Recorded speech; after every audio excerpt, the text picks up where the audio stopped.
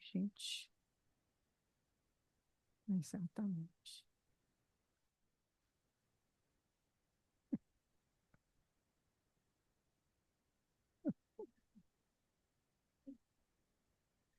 Então, gente, nós estamos estudando a carta aos Romanos. Nós hoje vamos estudar o versículo 15, né, especificamente, o capítulo 7. Então, o Paulo está abrindo a alma dele para nós. Então,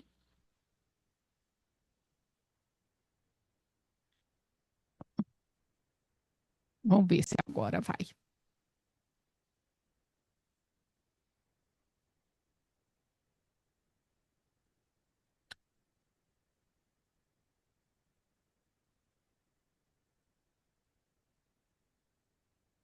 Então, o Paulo está numa reflexão interior muito importante para nós, que ele está revelando o conflito interior entre o bem e o mal, né? Entre a parte espiritual e a parte mais carnal. Então, ele está fazendo uma reflexão muito profunda.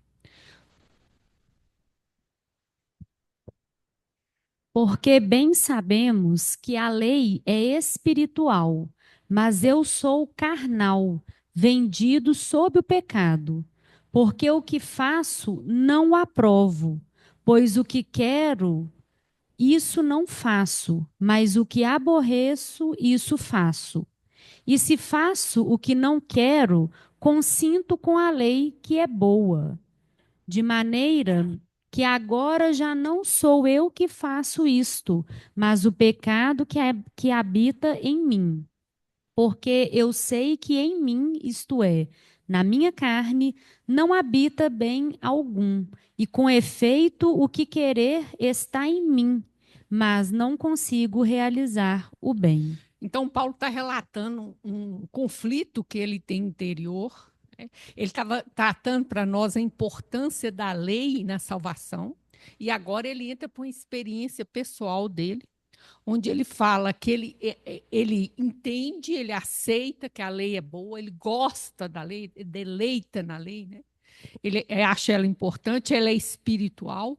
O carnal aqui, gente, é o sax, são as más tendências, tá? Não é carne, corpo físico, tá? São esses instintos, esses impulsos, essas pulsões que aparecem a partir do contato do espírito com a carne mesmo, né?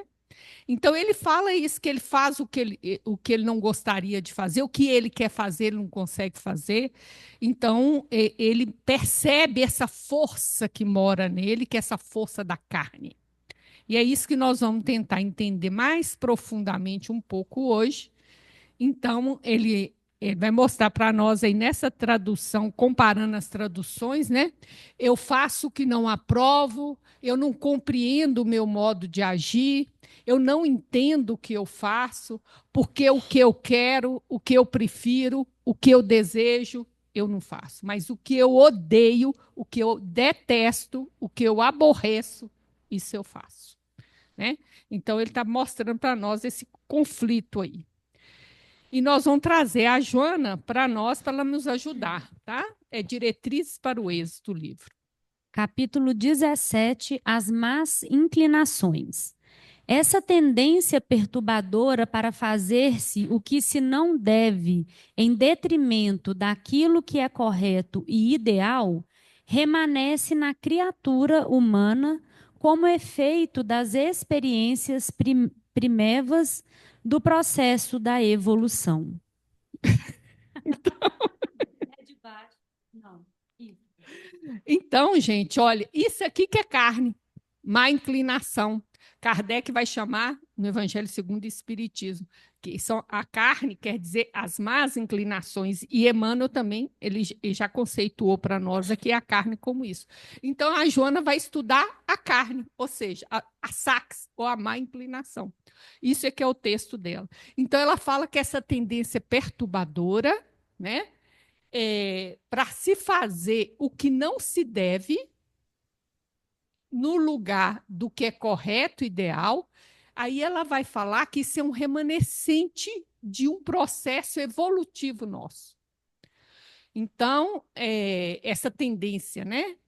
Ela vai explicar direitinho, ok? As reações intempestivas que irrompem com violência no ser, quando contrariado, gerando desequilíbrio e deixando rastros de desespero, têm origem no instinto de conservação que ainda predomina em a natureza humana. O que é que Joana chama quando, por exemplo, eu sou contrariado e vem uma reação forte de violenta e me toma? Sombra. Constelo complexo. Um complexo constelou. É isso que é. Quando a gente fala o complexo, complexo. Constela. Constela quer dizer, saiu do inconsciente, tomou sua consciência. Então é isso que a Joana fala.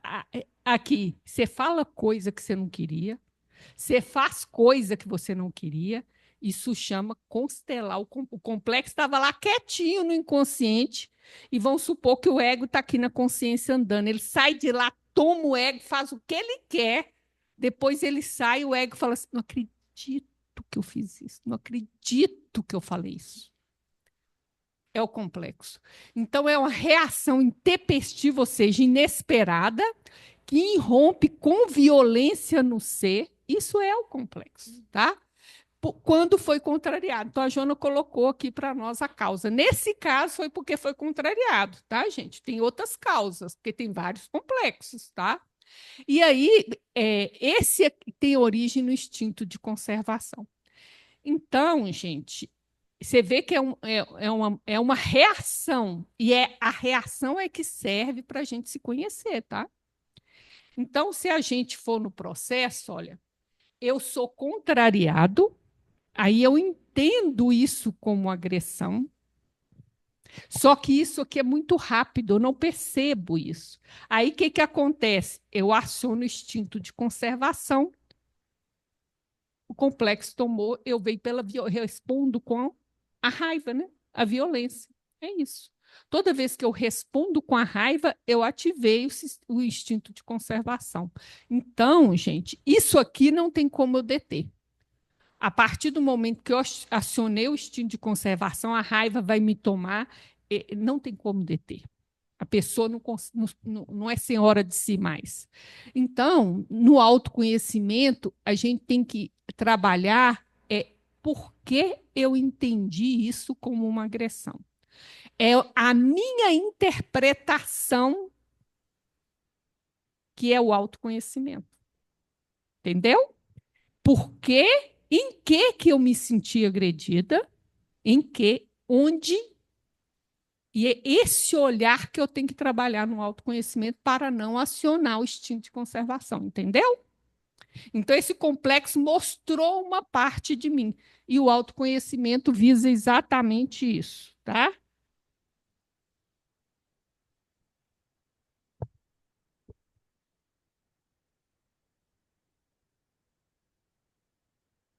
A propensão para o mal que não se deseja praticar e muitas vezes sobrepuja no comportamento, sendo responsável por lamentáveis consequências que poderiam ser evitadas, procede dos impulsos automáticos que permanecem não sendo racionalizados pelo espírito.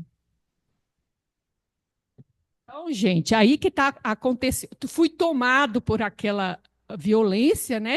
E aí, o que acontece? Eu faço o mal que eu não quero praticar, e aí meu comportamento, né? O meu comportamento ó, com lamentáveis consequências, que poderiam ser evitadas pela racionalização. É o trabalho de autoconhecimento.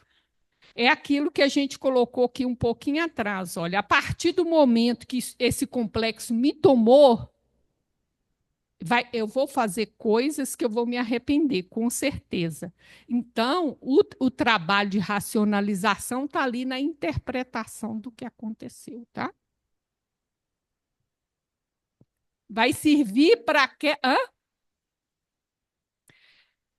tudo tem a ver com o ego, né? Sim, o ego que faz essa interpretação, né? Mas veja bem, isso, gente, é lampejos de segundo, tá? Você reage, aí depois você vai pensar por que que você fez, que você vai ter que destrinchar isso, que você vai entender. E toda vez que tem raiva, é isso, você está se sentindo agredido. Oi, pega o microfone.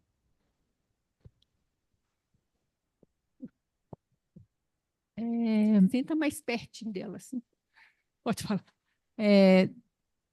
Quando a gente deixa essa raiva exacerbada tomar conta da gente, não é porque também a gente baixou um pouco a guarda?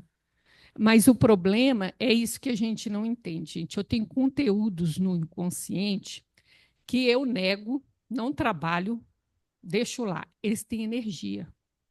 Acontece algo aqui fora, faz a conexão com ele. Ele ganha uma energia que o ego não tem. É que não tem controle. Ele foi sequestrado, o ego. Sua razão está sequestrada. Então não é questão de que eu vou segurar isso na força. Não vai. Não vai. Ninguém consegue. Você não vai ser a única. O conteúdo inconsciente ele tem muita energia, mais energia quanto mais você nega ele. Agora, teve uma vez, ali você já criou a obrigação de fazer a diluição desse conteúdo. Nesse conteúdo ele já não vem forte mais. Aí você consegue segurar. Tá ok? Essa natureza animal que prevalece durante a reencarnação é característica da necessidade de desenvolvimento das potencialidades espirituais que se experiencia ao longo da evolução, trabalhando os mecanismos que as libertam, assim, facultando-lhe o desabrochar. Olha o que Joana está falando, gente. É a mesma coisa que Kardec fala, você não destrói o instinto, você usa essa força para impulsionar a sua evolução. Então, a gente precisa disso para a gente desenvolver nossas potencialidades espirituais. Então, essa experiência, né, ela é importante, nós precisamos dela. Então, você vê que esses conteúdos estavam no meu inconsciente, eu não sabia disso, adquiri a oportunidade de trabalhar, eu vou tirando essa névoa que a gente chama de sombra, que é o desconhecido ali dentro, que me impede desse divino desabrochar, da imago Dei, do Espírito Santo que habita em mim aparecer. Eu preciso dessa experiência. Se eu estiver vivendo entre anjos, não vou constelar. Eles vão te expulsar de lá, mas tudo bem. Desse modo, o crescimento moral se realiza mediante etapas sucessivas que proporcionam a superação dos diversos fenômenos existenciais necessários, que se demoram por alguns períodos logo depois ultrapassados. Vamos tentar entender isso aqui, ó. Eu entendi isso usando a metáfora da escada, tá? Então, você imagina, você está subindo uma escada, você põe o pé no degrau de cima, mas o seu apoio está no degrau de baixo. Depois, lentamente, você vai transferindo o seu apoio para o degrau de cima. Quando você está apoiado no degrau de cima, é que você tira o pé do chão que está atrás. Deu para entender? Então, você não é, vamos dizer, coelho para pular. Então, é assim que acontece. Então, veja bem. Vamos supor que nesse degrau eu estou mais instintiva, né? Estou começando esse processo de despertar minha mente e tal. Então, aqui em cima eu tenho contato com o luminoso. Beleza, pus o pé no degrau de cima, mas eu estou com o pé nos dois degraus. Eu posso estar com o pé em cima e totalmente apoiada ainda nos instintos. eu já posso estar me transferindo para essa influência do divino, ou eu posso estar já totalmente pronta para tirar o pé lá de trás. Paulo. Por que que eu sei que Paulo, ele já praticamente, se ele não dominou totalmente, ele praticamente já dominou a parte instintual dele? Por que que eu sei disso? Alguém tem ideia? Por causa da consciência dele, gente. Eu não posso descrever para vocês uma coisa que eu não vivi. E o que é mais interessante é isso, é porque quanto mais eu superei, mais clareza eu tenho do processo e posso expor para você. Agora, nós estamos mergulhados nisso aqui, com o pé no instinto, apoio total no instinto, eu olho isso e acho horrível. Mas não é. É que ele tem consciência e eu não tenho. Isso está acontecendo dentro de mim, só que de maneira inconsciente. Então, esse é o processo de crescimento moral. E, às vezes, a gente acha que a luz se fez. Ai, a luz se fez. Aí, tudo que era sombra acabou dentro de mim. Isso não vai acontecer. Então, vamos ver aqui o que Joana falou. Ó, o crescimento moral se realiza mediante etapas sucessivas. É uma etapa atrás da outra. Não tem pulo. Não é uma coisa súbita, não é uma coisa maravilhosa. É pedacinho por pedacinho, etapa por etapa, que proporciona superação dos fenômenos existenciais que se demoram por longos períodos, logo depois de ultrapassado. Eu já ultrapassei, mas ele está lá. Eu já tenho consciência, mas ele ainda está lá. Eu pestanejo, manifesto. Gente, isso é muito simples quando você começar a perceber esse processo de autoconhecimento que a gente está falando. Então, eu fui tomada pela raiva hoje, né? E falei coisas que eu não queria, fiz coisas que eu não queria. Vou entrar no processo de dor moral, que eu fiz isso. Aí eu vou pensar nisso. Né? Aí eu descubro por que aonde eu me senti tão ferida diante daquela situação que a pessoa fez ou falou, deixou de fazer, ok? Então, isso começa um processo de um diálogo que a gente chama de superação.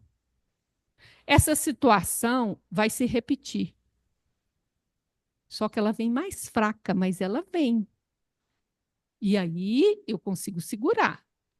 Mas eu estou com aquela bomba dentro de mim. Eu posso fechar a boca e segurar para não falar nada. Eu já consigo segurar. Aí eu volto de novo no processo profundo, outra camada, igual uma cebola. Vou mais fundo, né? Aí vai diluir mais ainda. Entendeu? Então, o processo é assim, ó, por longos períodos, mesmo depois de ultrapassado. Aí você fala, vai mais fundo, chega lá na tua criança ferida, resolve, dilui bastante. Da próxima vez vem uma raiva menor, tá? E você acha que você ultrapassou de tudo, passa uns 20 anos, lá na frente, a faíscazinha de novo. Muito mais frágil, vamos dizer assim, muito mais branda, mas o buraquinho está lá para você cair de novo. Isso aí é a gente com a gente mesmo, né? É. Essa coisa. Porque, às vezes, a maioria das vezes, quando acontece esse rompante que a gente dá devido a alguma coisa, sempre é quase com relação a um outro.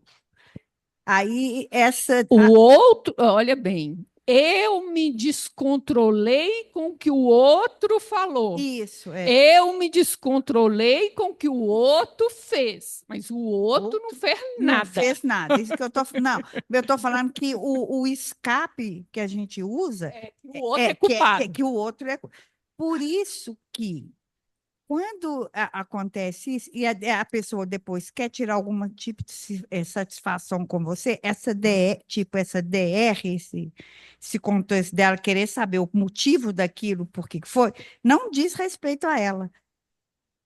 Quem está Desrespeita querendo? O que você. perdeu a cabeça ou o outro que. O outro, sempre o outro que você perdeu a cabeça, ele te questiona o porquê que você fez aquilo. Agora, o porquê é você, não é o seu, Marcelo.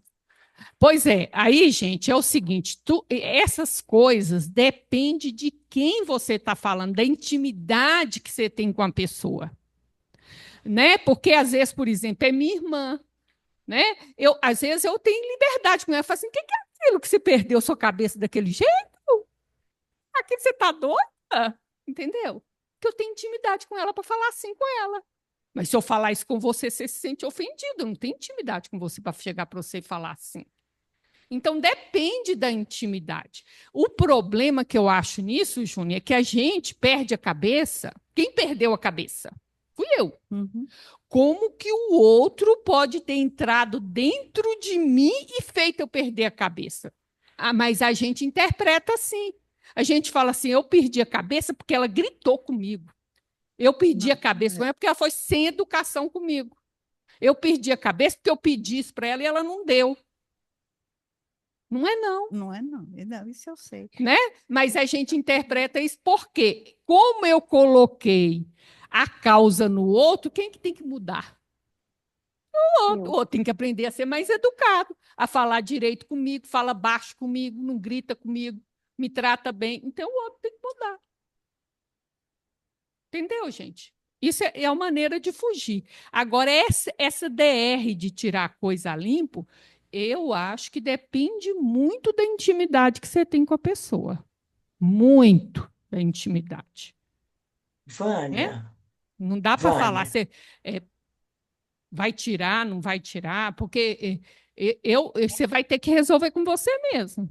Isso que Né? eu E coloquei tem uma nesse coisa, sentido. né, gente? Mesmo que eu tenha muita intimidade, por exemplo, com a minha irmã, tem coisas que é só minha, eu não vou compartilhar com ela. Não é? Então, às vezes, eu chego no porquê e não quero revelar, ué, é um porquê meu, é particular. Agora, não quer dizer que eu não tenho que pedir desculpa, né? Vânia, Não é questão e de quando. confiança, não, Marcelo. Tem coisas que são íntimas, suas. Você não vai revelar para qualquer pessoa. É particular. Tem coisa que é só sua. Tem coisa que essa coisa só sua, você só divide com Deus. Não divide com mais ninguém. Tem coisa que você divide com o seu melhor amigo. Tem coisa que você divide num boteco. E tem coisa que você divide na internet. Nem todo mundo pensa assim hoje. Pô. Deveria ser assim, né? Mas, Ô, Vânia, mas é isso, né? Vânia, Deveria ter esses limites de intimidade, o que eu exponho publicamente, do que eu exponho para um amigo, do que tem coisas que é só minha entre eu e Deus. Né? Vânia, Você ia falar, Vânia, Sarinha? sim, e nesse Você processo, está sem quando a gente. microfone, tá muda. Não, tô. Tá não, ela tá falando, tá ouvindo não? Tá, estou escutando também, não. Ah, eu escrevo depois. Oi, Peraí, Sara, que eu alô? tenho que ver se eu tenho que mexer aqui no volume, né? É o volume do computador. Tá dizendo? Pronto. Agora deu? Agora pode falar que o computador estava com o som desligado, tá? Pode falar, Sara. Sim. E nesse processo, quando a gente tem este ímpeto, né? A gente sentir vergonha significa que está um passo diferente, um passo de reconhecer isso, isso como uma falta, uma questão a ser elaborada por mim.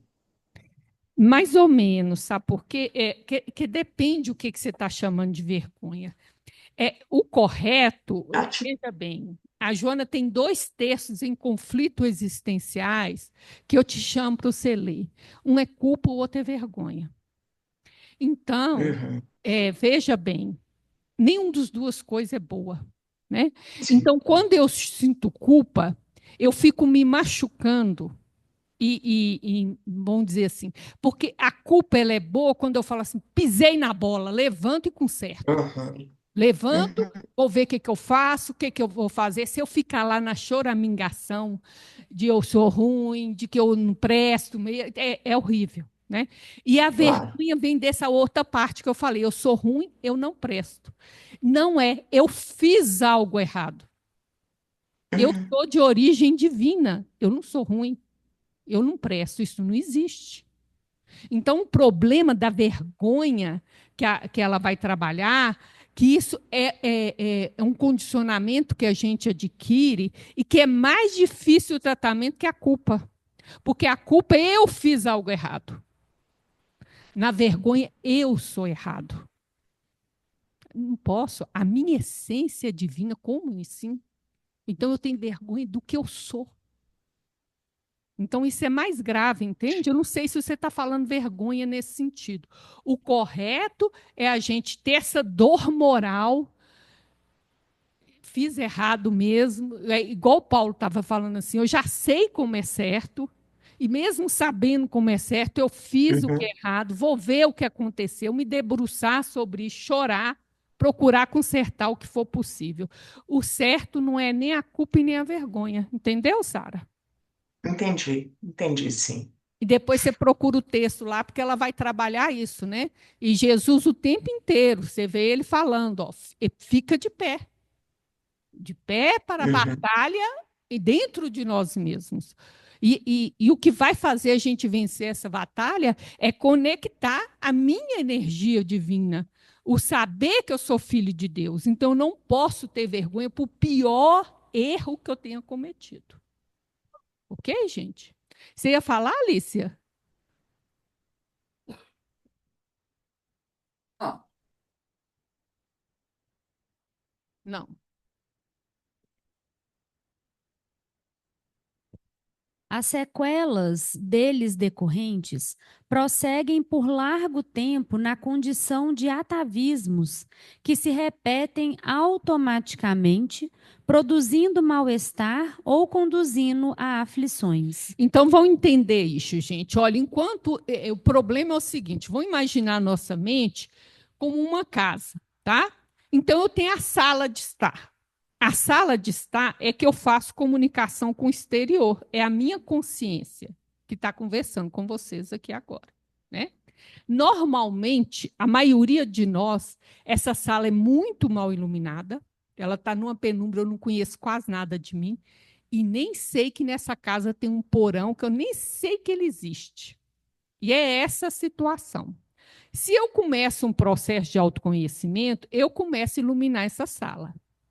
Aí eu já começo a perceber que de vez em quando aparecem umas ratazanas ali, umas cobras que eu não sei de onde está vindo, eu já começo a perceber que tem alguma coisa ali. No que eu vou fazer nesse processo de autoconhecimento, eu vou percebendo esse é a manifestação desse inconsciente. E nesse processo, se eu estou nesse processo, lá dentro de mim, uma luzinha, que é o divino em mim, começa a soltar os seus raiozinhos, pouco a pouco. Um raiozinho, outro raiozinho, começa a soltar bem devagarzinho, desabrochar. E começa a iluminar o meu porão. O porão estava limpo, porque estava escuro. Aí eu começo a ver mais sujeira. Por isso que Paulo faz esse depoimento, que eu falo com você, por que que Paulo tem essa consciência? Porque o divino está iluminando a mente dele. Então ele é mais evoluído que todos nós, que acha que o porão está iluminado, que o porão está limpo. Porque na luz divina não chegou lá ainda. Que a hora que a luz divina ilumina mesmo, aí você vai ver as teias de aranha, as coisas sujas lá dentro, as más intenções, vamos dizer, as intenções secundárias por trás das. Por quê? Porque foi iluminado. Entendeu, gente? Então, é essa a grande questão. E por isso que a gente se arrisca a dizer que Paulo, sim, ele tem uma grande consciência, por isso que ele está praticamente libertado, se ele não está libertado de todos os instintos dele. Entendeu, gente? Porque ele tem consciência. Então, esse divino iluminou a mente dele. Então, o que que Joana vai falar? Por largo tempo, olha bem. Então, eu começo esse autoconhecimento, começo a me disciplinar, a perceber isso tudo, não vai desaparecer. Largo tempo de atavismo, que se repete automaticamente. E aí vem esse mal-estar. Porque eu já não quero ser assim mais. Porque eu não gosto de ser assim mais. A gente vai acontecer ainda, tá? Ok, gente? Vai acontecer. Por isso que o aprendizado, o erro faz parte do aprendizado. E a gente precisa aprender a lidar com o erro. É isso que Joana está chamando a gente a fazer aqui. Vamos aprender que o erro faz parte e aprender com o erro. E não ficar se supliciando porque errou. Ele vai fazer parte da caminhada. Você imagina que eu adquiri esses atavismos passando nos reinos inferiores da natureza. Quanto tempo eu fiquei lá? Eu não posso, em 20 anos, 30 anos, superar uma evolução de milhares de anos. Então, eu vou ter que suportar isso. E vai ter um presentinho para nós de alegria daqui a pouco. Vamos ver, gente. Tem ajuda. Avançando da inconsciência em que permanece por indeterminado e longo período de tempo para a consciência que lhe abre as portas da percepção para o divino que nele existe, o espírito se agrilhoa demoradamente, sendo-lhe necessário investir um grande esforço a fim de romper as algemas vigorosas. Quem é que nos prende na retaguarda? Que ela vai falando, estou saindo da inconsciência por um longo período para a consciência, né? Não é porque você está de olho aberto que você deixa de estar consciente, viu, gente? Consciência é percepção dos meus movimentos interiores, né? E aí eu vou abrir a porta para a percepção do divino que tem em mim, do Espírito Santo, da Imago Dei que habita em mim. Mas eu me agrilholei. Olha aqui, o espírito se agrilhoa. Quem se prende na retaguarda é a gente. Demoradamente. Por isso, eu tenho que investir o maior esforço para chegar. E a gente vai ver isso, porque às vezes a gente gosta dessa parte instintual, ou a gente não quer ter um pouco de disciplina para se libertar dela, um mínimo de disciplina. Então, o que acontece? Eu acabo isso que está automático, eu estou, vamos dizer assim, reforçando. Aí eu vou precisar de mais esforço para sair dessa. Aqui, só o detalhe, ó, algemas vigorosas. Quem pôs, e só tinha algema, quem tornou vigoroso? A gente se agrilhoando e se prendendo, não querendo evoluir e gostando dessa parte mais sensual, dessa parte mais primitiva da nossa evolução. O embrião vegetal rompe o perisperma que o guarda em germe, vencendo as pesadas camadas do solo em que se encontra sepultada a semente, atraído pelo tropismo da luz. Ascende no rumo da fonte de energia e engrandece-se, porém, necessita do apoio da terra em que se fixa a planta, desenvolvendo todas as potencialidades que lhe permanecem adormecidas. Então, gente, olha o que Joana está falando. O embrião, ele precisa do apoio da terra, mas existe o tropismo da luz, que o atrai para cima, mas ele precisa do apoio da terra. Então, se a gente vai nessa metáfora da Joana, aqui está coberto, né? Aqui em cima o sol, que é nosso imago Dei. O solo são nossos instintos. Então, a semente precisa se apoiar nos instintos, ou seja, nós precisamos nos apoiar nos instintos, a semente se apoia na terra, né? E é atraída pela luz, porque a imago Dei, o Deus em nós, é uma força tratora, é uma força que atrai, né? Então, ele cresce em direção, consegue vencer os instintos, ou vencer o solo, como está aqui. Então, nós estamos entre duas forças. A força da retaguarda, que é o instinto, e a força divina que me atrai. Só que eu não sou semente, eu sou um ser inteligente e que tem vontade. Eu posso potencializar embaixo ou potencializar a subida. Entendeu? Mas eu estou entre duas forças. E se eu conecto ao divino, ele me ajuda a arrancar do instinto. Então, ela precisa do apoio da Terra, assim como a gente, para desenvolver todas as potencialidades. Eu também preciso desse instinto, porque é dele que vem a força que me impulsiona, né? Não seja de estranhar que ainda permaneçam no espírito em crescimento para Deus as fixações ancestrais decorrentes das experiências por que passou, retendo-o ou dificultando-lhe a acesse. Aí que está a questão, gente. Eu passei pela experiência, porém a fixação é minha, tá? Por isso me retém, dificulta essa subida minha, né? Então é o espírito, passa sim, mas a fixação é a gente que cria.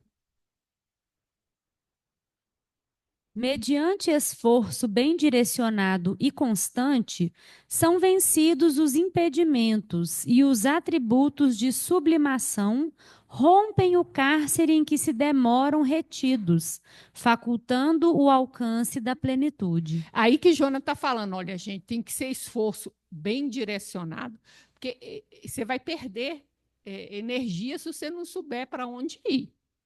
O esforço bem direcionado para as coisas que são necessárias fazer. E constante. Por que constante? Porque você vai cair. E vai ter que levantar de novo. Né? São vencidos, e aí que vem os atributos de sublimação, é que vai romper esse cárcere. É o divino que vai nos libertar do instinto.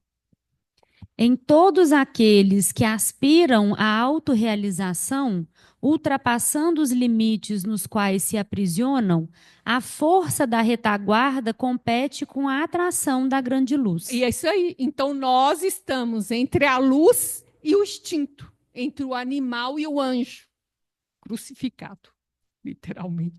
Então, nós estamos nesses dois limites. E como eu tenho a vontade, eu posso me apegar à retaguarda ou usar a minha vontade para ajudar a força que já me atrai. A escolha é de cada um. Mas eu estou entre duas forças. E olha bem, eu posso, se eu me ligo à força superior, eu vou usar a força do instinto para me ajudar a subir mais rápido ainda. Mas é o divino, a grande luz é o divino, né? É o divino. Por essa razão, afirmava o apóstolo das gentes, conforme escreveu em Romanos, capítulo 7, versículo 15, porque o que faço não o aprovo, pois o que quero, isso não faço, mas o que aborreço, isso eu faço. É isso aí, gente. A origem do mal encontra-se no uso irregular do livre-arbítrio, que nos primórdios da evolução, ainda sem o direcionamento da consciência, elege experiências perturbadoras, aprendendo desse modo a selecionar aquelas que proporcionam paz e alegria de viver, em vez daquelas outras que facultam as sensações agradáveis, mas de efeito perturbador. Então, o que ela fala? Nós temos o livre-arbítrio, nós temos dois tipos de experiência. As sensações, as mais ligadas à sensualidade, né, dos sentidos, que são agradáveis, dão o prazer imediato, e elas são perturbadoras, enquanto existe outras que dão alegria e paz, porém, elas exigem um retardamento para eu conseguir colher o fruto. E eu, às vezes, me vicio em receber o prazer imediato. Igual uma criança que não pode esperar cantar parabéns para comer o brigadeiro. Eu quero o prazer imediato. Eu vicio o meu cérebro com isso. Então, eu tenho um pouco de desconforto para ficar sentado numa cadeira fazendo meditação, para colher um fruto, eu não suporto. Eu prefiro ficar no Instagram, que eu vejo vídeos curtos, que ativa dopamina e serotonina, vicia o meu cérebro no prazer rápido e imediato. Vejo cachorrinho, bichinho, isso ativa nosso cérebro, é uma coisa horrorosa, a gente vicia nesse prazer imediato. Então, tudo exige uma disciplina. Tudo que vai te dar paz e alegria de viver. Eu preciso de um exercício físico, a hora que vai começar é difícil. É difícil ter o hábito, não é? Oração, nunca orou. Agora, a partir de hoje, vou orar. Vou estudar, a mesma coisa. A coluna dói, a cadeira fica desconfortável, eu fico mexendo, eu quero... Até que eu adquiro a disciplina. Mas eu vicio no prazer imediato. Essas são as experiências perturbadoras. À medida que o espírito se liberta dos impulsos iniciais dos instintos e desenvolve a inteligência, consegue entender quais os valores que o enriquecem, selecionando-os e elegendo-os de forma que o mal nele existente se vai transformando em bem real que o induzirá sempre a maior crescimento no rumo da plenitude a que aspira. Olha lá, se libera dos impulsos iniciais do instinto. Então, eu vou ter que usar a inteligência para ir disciplinando aos poucos esses instintos, de pouquinho a pouquinho, para que eu possa, né, conseguir eleger, né, melhor. E como diz ela, o mal não vai ser limpo, gente. Não vai passar uma bucha lá. Aquilo ali vai se transformando, aquela energia vai se transformando. Não tem jeito de jogar água sanitária lá dentro. Então, vai ter que ser assim, vai transmutando essa energia, né?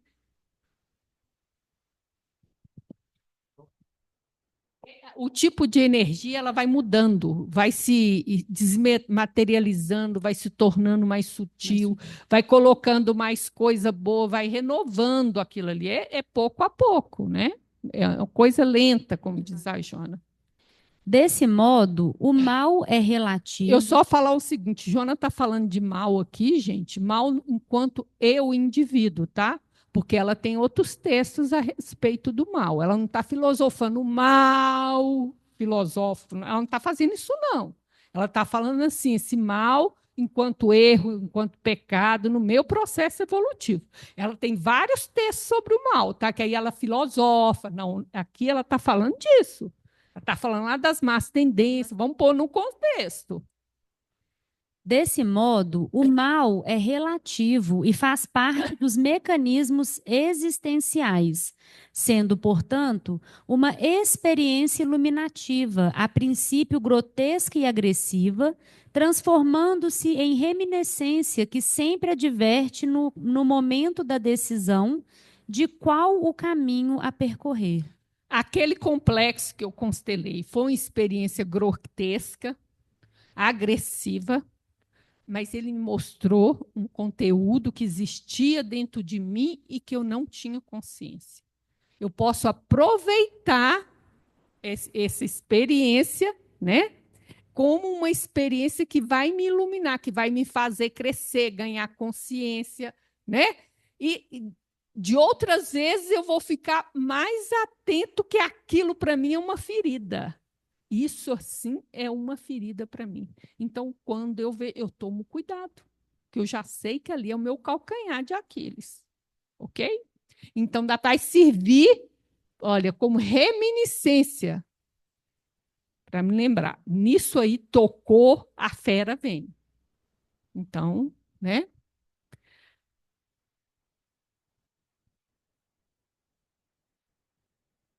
Em razão disso, costuma-se dizer que muitas vezes um mal transforma-se em um grande bem, caso o indivíduo possa dele retirar a melhor parte, aquela que lhe proporcione satisfação e sabedoria. A questão fundamental na ocorrência do mal diz respeito à maneira como seja enfrentado, procurando-se evitar-lhe a fixação no comportamento que se transforma em hábito infeliz. É isso aí, gente. Olha, é um mal, a gente pode tirar a melhor parte, que é se conhecer, né? Mas quando eu me fixo, eu me identifico com ele. Isso é só um pedacinho da gente. Não me define. E o problema é que, às vezes, se eu me identifico, eu acho que eu sou assim. Aí, pronto, eu me fixei. Aí eu vou virar um hábito. Aí você está entendendo que vai ficar mais difícil? Porque é eu que estou me fixando e é eu que estou tornando isso um hábito. Aí, além daquilo que eu tinha que vencer, aprender, estar atento para não repetir, agora começa a vir de forma automática. Por quê? Porque eu estou virando um hábito. Para virar um hábito dá trabalho, gente. A gente tem que cultivar. E depois, para sair dele, a mesma coisa. Mesma coisa. O conceito de bem, por sua vez, deve ser examinado fora do âmbito do egoísmo de cada pessoa, porquanto aquilo que muitas vezes é considerado como bom e próprio, porque favorece o interesse pessoal, em realidade decorre do mal que proporciona a outrem, transformando-se mais cedo ou tarde em dano, aflição, realmente um grande prejuízo. Isso é um problema, a gente não sabe discernir, principalmente se tem um interesse nosso envolvido, nós não temos discernimento para entender que aquilo que parece um bem pode ser um grande mal. Nem a maioria das vezes eu falo que ser bonzinho não é ser bom. Falar sim sempre para uma pessoa, isso não é ser bom. Às vezes a pessoa precisa escutar um não. E, às vezes, a pessoa precisa ser confrontada com as consequências do que ela fez. Não é limpar o erro do outro. Isso tudo, gente, a gente não tem discernimento. E é o que a Joana fala. O que é o interesse pessoal? O interesse pessoal é o egoísmo que está por trás. Aí isso tolda o meu discernimento. Porque não deixo lesar o meu interesse. Então, é isso. Ó. Acaba gerando dano para o outro, sempre. Né? Assim, as más inclinações são inerentes aos seres que ainda transitam da animalidade para a sua humanidade, prelúdio da sua acesse, a espiritualização que os aguarda. Olha o que Joana está falando, as más inclinações, o sax ou a carne, ela é em todos nós que estamos entre o mais primitivo e a humanidade, tá? E a humanidade, lembrando, olha lá em João, e disse Pilato, eis aqui o homem, humanidade é Jesus. Então, entre o primitivo e o humano, que o plano de Deus é ser igual ao Cristo, estou eu. Então, eu vou ter essas más inclinações, que eu vou ter que primeiro reconhecer para depois conseguir dialogar com elas e conseguir discipliná-las. Mas primeiro eu tenho que reconhecer. Ok, gente? Então, isso faz, ó, é o prelúdio, é o início, a introdução da minha espiritualização. Estou começando ainda. Na esteira do progresso, a sabedoria induz a transformação das tendências prejudiciais em aquisições benfazejas, em favor das quais devem ser investidos todos os recursos da inteligência e da razão. Desde que a ascensão é inevitável, atraente e convidativa, comprazendo e felicitando. Então é isso, gente. Eu tenho que usar a vontade em favor da minha evolução. E eu vou conseguir transformar essas tendências. A raiva vai ser a indignação, o qual eu vou me unir a ideais de mudança. Né? A vaidade vai virar um autocuidado. Então, eu transformo isso. Né? Foi os dois exemplos que passou na cabeça, que agora não lembrei outro. Mas é esses, tá, gente? É essa transformação que eu vou fazendo. É diminuindo a intensidade e alterando a direção. A raiva, ela é intensa contra ela, contra o outro. Não, eu pego essa força, eu consigo controlar, eu diminuo a intensidade dela pelo autoconhecimento e uso ela para impulsionar um ideal meu de mudança, seja na minha vida ou seja o ideal social. Entendeu a diferença? Não lamentes, portanto, a presença das más inclinações que lentamente te impulsionam no rumo da aquisição dos sentimentos formosos. Quem pretende o acume da montanha não pode desdenhar as dificuldades da base em que ela repousa. Joana trabalha muito isso, né? Se aceite como você é. Se aceite como você é. Né?